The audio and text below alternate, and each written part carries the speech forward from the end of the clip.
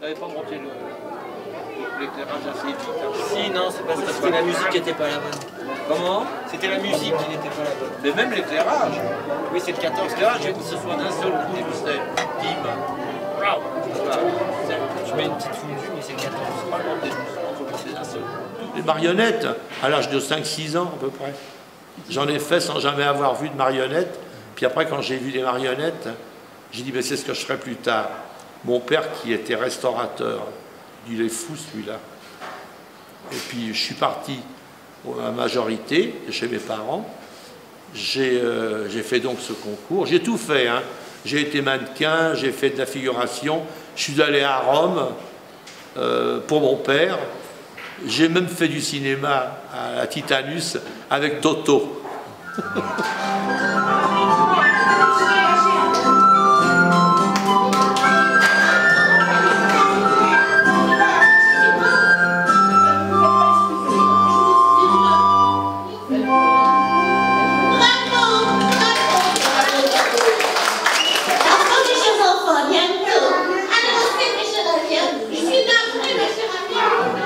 J'ai ouvert le Guignol un mercredi ou un jeudi, c'était à ce moment-là. Je l'ai ouvert, j'avais plus un sou, plus rien. J'attendais la recette pour manger.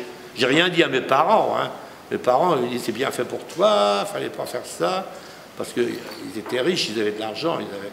Et finalement, la première fois que j'ai travaillé ici, un jeudi, j'ai fait 3 séances. J'ai fait 250 entrées.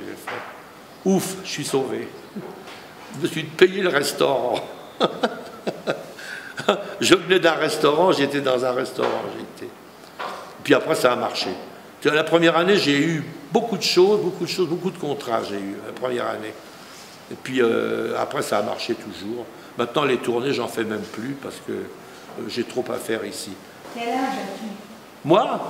Mais ça ne vous regarde pas. Mais pas du tout. Mais pas du tout.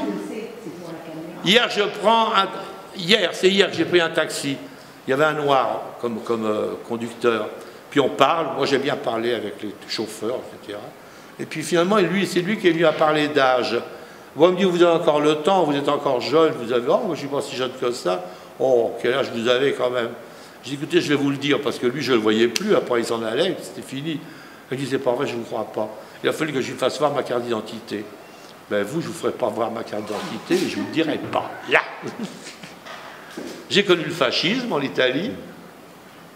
Mes parents sont partis d'Italie parce qu'ils étaient contre le gouvernement. On devait aller en Amérique.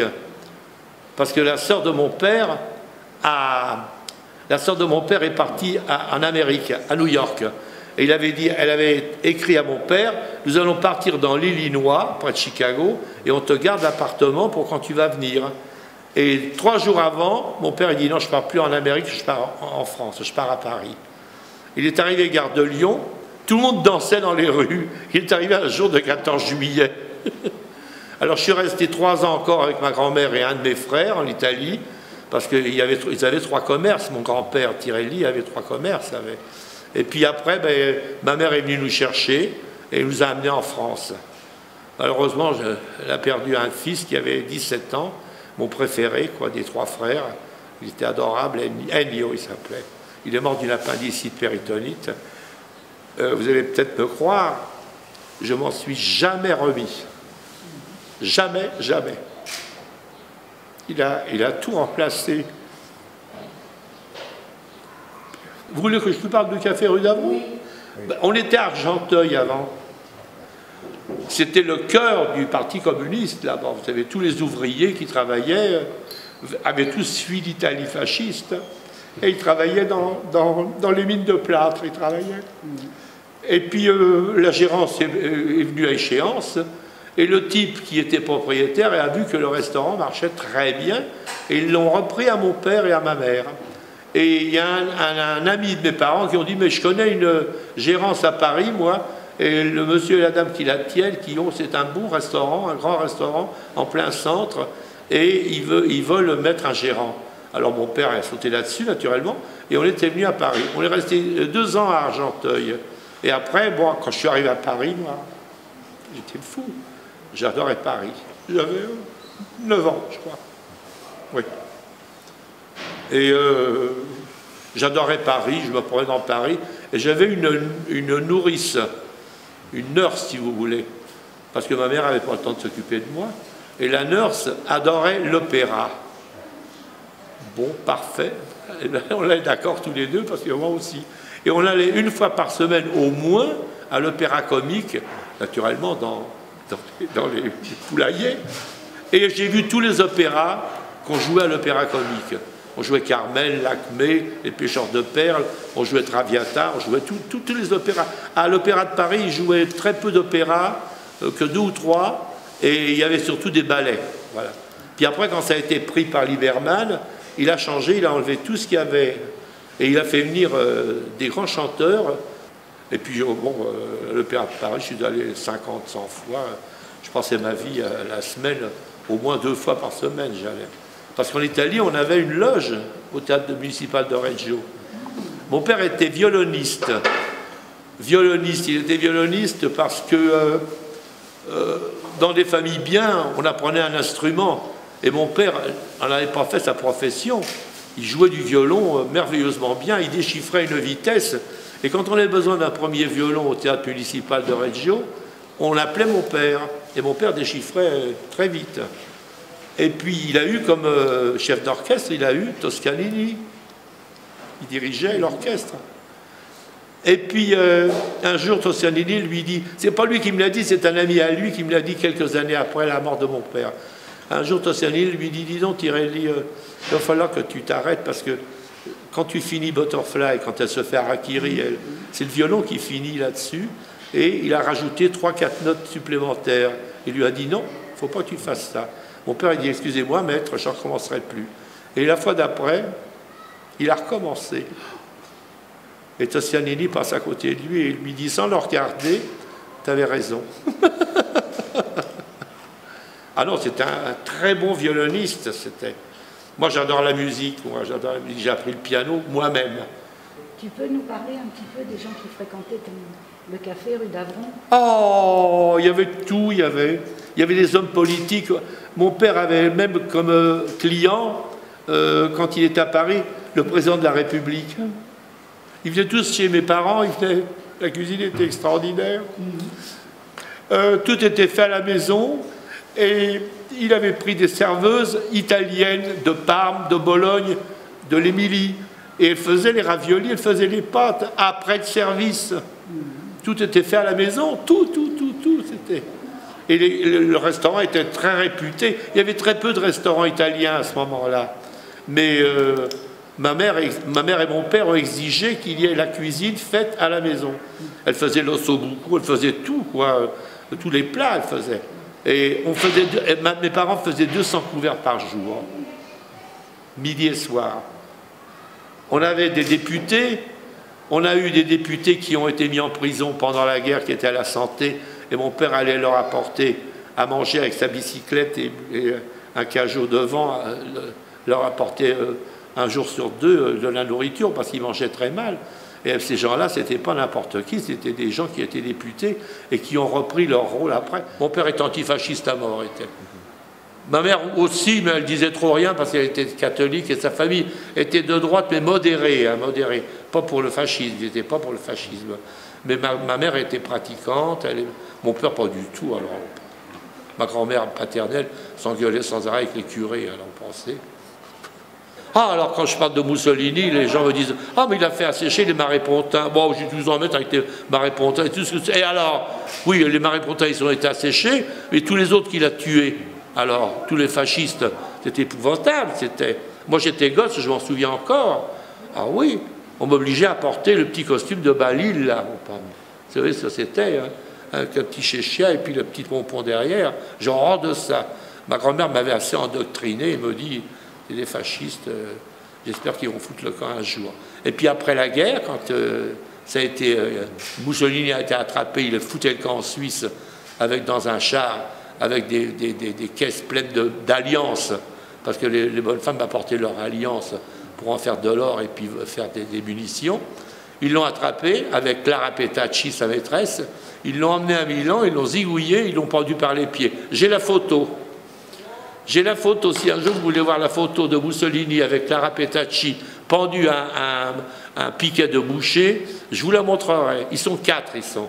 Il doit y avoir Italo Balbo et puis un autre encore. Ils étaient 4, ils étaient. Oh non, Mussolini, quelle horreur, quel imbécile. Quand on le voit maintenant, il est grotesque. Bon, qu'est-ce que c'est que ça? Démodé en plus. Enfin bref, il est parti, il n'est plus là, tant mieux. Il a été zigouillé, bien fait pour lui. Oh, j'aurais été là, moi, j'aurais eu de quoi le zigouiller, je l'aurais zigouillé tout de suite. Parce qu'il a fait. Alors tous les fascistes ont foutu le camp en Argentine. J'avais des cousins éloignés, mais qui sont partis en Argentine. Ils sont tous morts là-bas. Il n'y a plus personne. Il reste qu'une nièce et c'est tout, il reste. Sans ça, le cousin, sa femme, etc. La femme qui était la nièce de ma mère et qui était fasciste à 100%, elle, par contre. Elle suivait son mari, elle suivait. Enfin bref. Voilà, regardez le beau décor de rideau. C'est moi qui l'ai fait, celui-là aussi.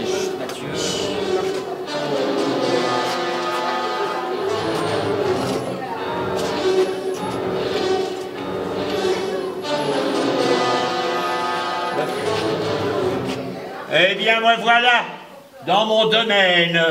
Et maintenant, feuillage et branchage, lève-toi pour me laisser passer. Allez! Et maintenant, je vais aller là-bas près de la mare aux crapauds pour aller me pêcher quelques crapauds bien gras pour faire une bonne soupe pour ce soir. Vous voulez pas dîner avec moi ce soir? Vous n'aimez pas la soupe aux crapauds? Avec des sauterelles grillées et des limaces farcies.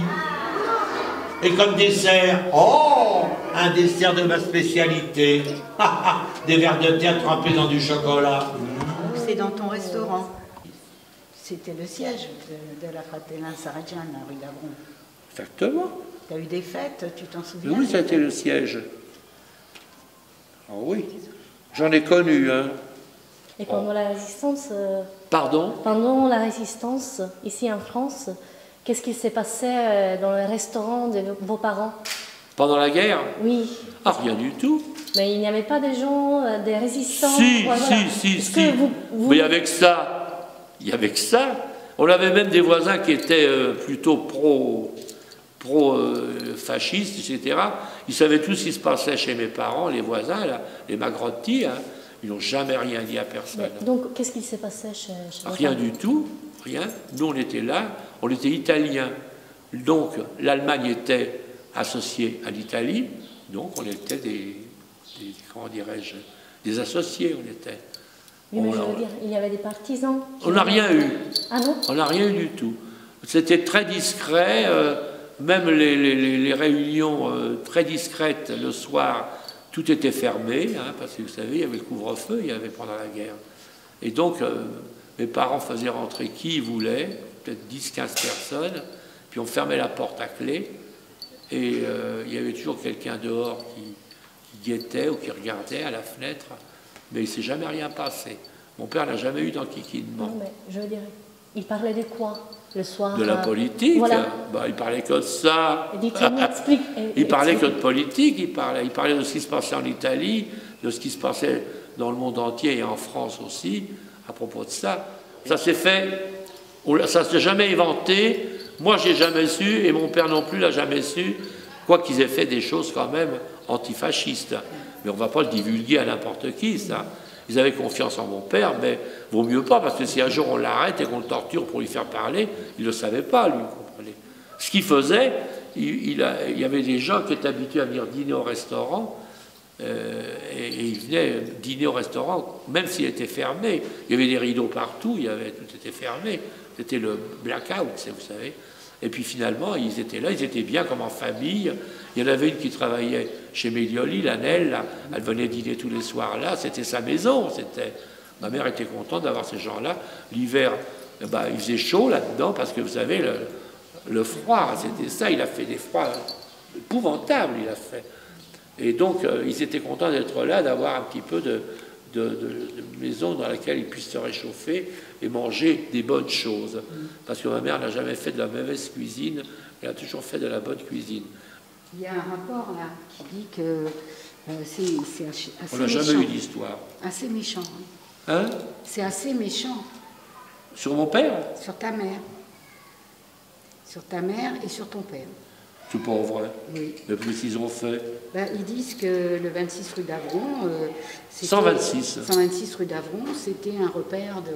Mais oui, voyous. mais naturellement, c'était les fascistes qui faisaient ça, un repère de bandits absolument. et de machin. Ben, naturellement. Le ministre de l'Intérieur. Vous m'étonnez pas, cher Italien. ami.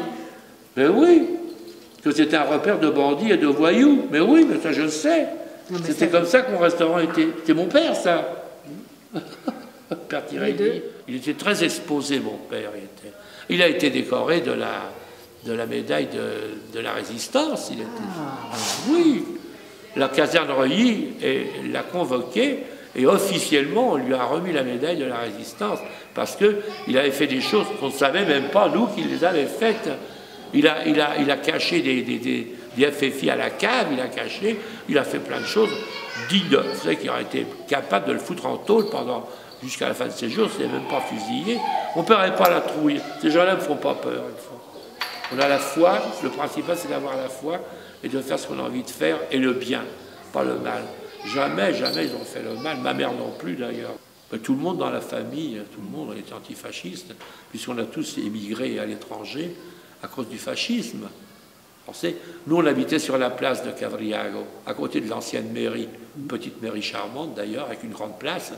Et moi je voyais de ma fenêtre les types qu'on avait attrapés, pour les punir, on les faisait monter sur une estrade, et on leur donnait un grand verre d'huile de ricin, il fallait qu'ils le boivent. Alors j'ai mieux vous dire qu'après, ça cavalait. Ouais. Ma grand-mère me disait, oh, il y a l'huile de ricin demain matin. C'était pénible à voir. Surtout des gens qui n'avaient rien fait de mal. Ils avaient simplement dit 3-4 mots, vous savez, même pas des choses importantes, quoi. Mais le fascisme sévissait beaucoup dans le Nord. Enfin bref.